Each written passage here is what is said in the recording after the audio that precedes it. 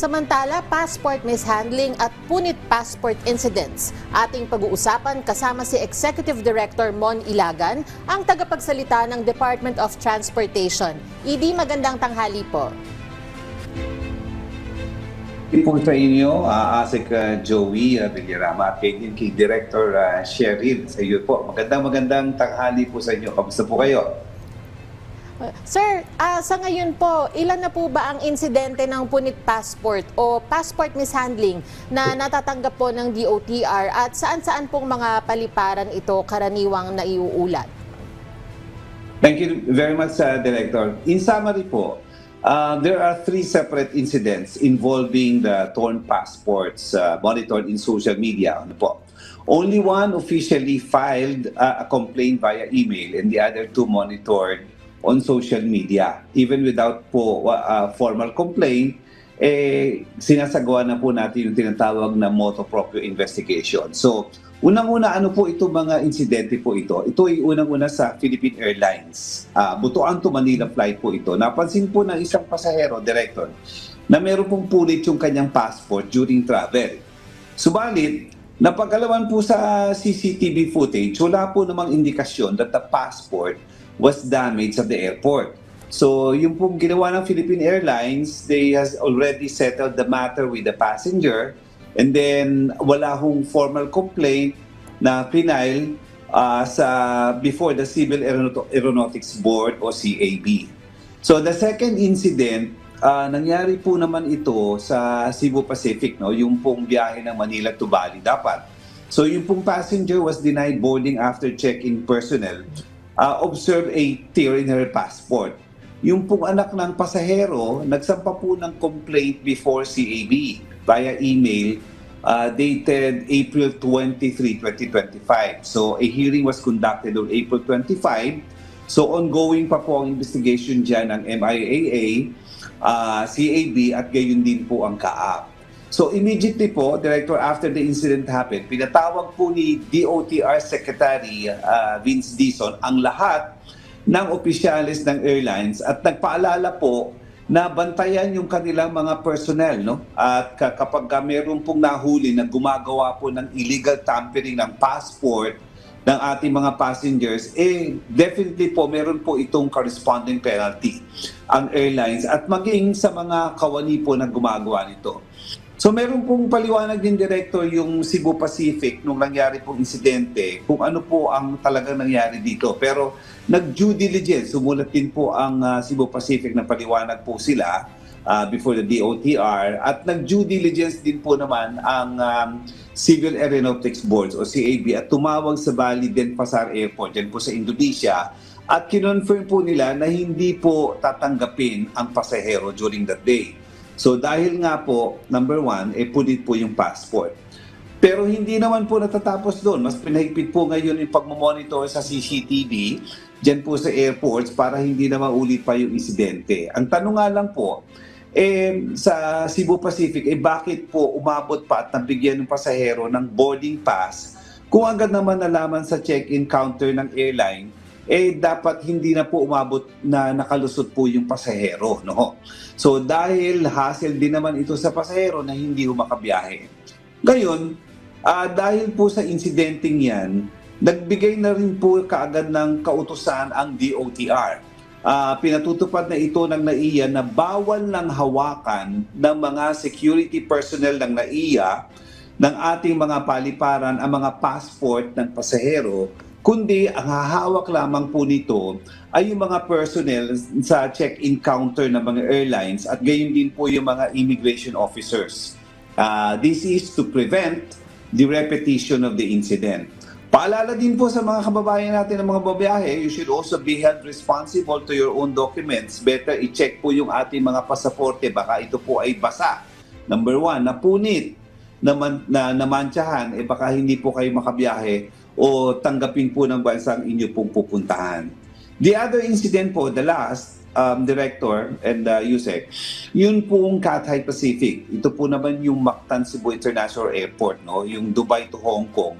Meron pong isang 65-year-old passenger passport na accidentally nasira po ito while being processed through a passport reader and with the incident witnessed by the passenger. So wala ho namang formal complaint na naganap doon o final before the CAB o Civil Aeronautics Board. At gayon din po, inilaunch po naman nila yung motu proprio investigation. So upon seeing the incident in the social media. So the notice, a notice also to explain was issued on last April 30. So may sagot na rin po dyan May 1. So yun pong airline extended assistance to the passenger who that happened for the reissuance of the passport and travel visa. So those are the 3 incidents sa Director reported it before the CAB and the DOTR. Opo. Sir Mon, dun sa mga kasong nabanggit nyo, sakali pong may mapatunayan na sinadya po yung pagkakapunit, ano po yung pwedeng parusa dun sa involved na personnel? Number 1 po, kinakalatilitiyak po naman ng CAB at ng DOTR na meron hong due process sa lahat sa pag-conduct ng investigation. Sa pagkala po ng mga ebidensya, Yusek, and to ma-establish ho yung mga facts ito at mga ebidensya. Kung meron po mga reklamo po naman, both the complainants and the airlines concerned are given the opportunity to be heard. Kung wala po namang official complaint, ang CAB po naman ang siyang talagang magre-reach out, if possible, to parties expressing grievances on social media para po naman alamin yung mga katotohanan.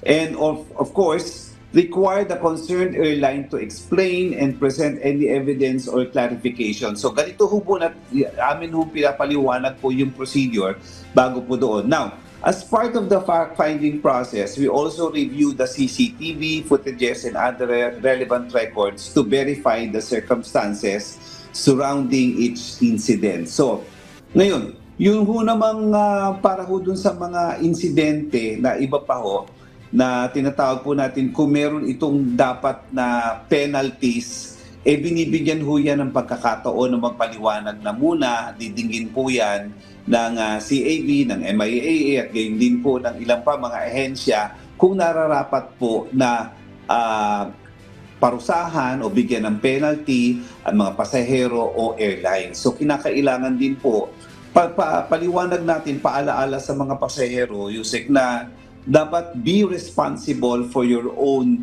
documents, lalong-lalo po ng pasaporte para hindi ho magkaroon ng problema.